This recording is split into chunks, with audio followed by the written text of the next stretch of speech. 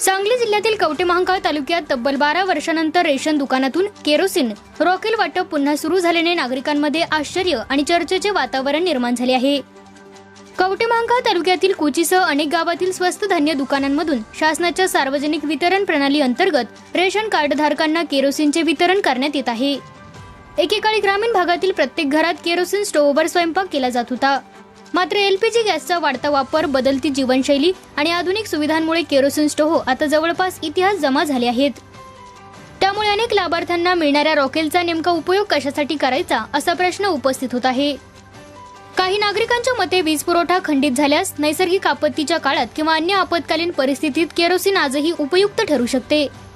मात्र नियमित वापरासाठी आवश्यक असलेले स्टोव्ह बहुतांश घरात उपलब्ध नसल्याचे वास्तव समोर येत आहे।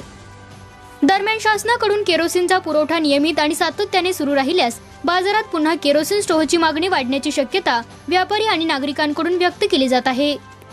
तब्बल 12 वर्षांनंतर रॉकेलचे पुनरागमन झाले असले तरी बदलत्या काळात त्याचा उपयोग, उपलब्ध साधने आणि नागरिकांची गरज याबाबत नव्याने चर्चा सुरू झाली आहे। आता शासनाच्या निर्णयाचा ग्रामीण भागातील नागरिकांना नेमका किती लाभ होणार आणि भविष्यात केरोसिन स्टोव्ह पुन्हा घराघरात दिसणार का, याकडे सर्वांचे लक्ष लागले आहे। कवठेमहांकाळ वार्ता न्यूज साठी मुख्य संपादक जगन्नाथ सकट।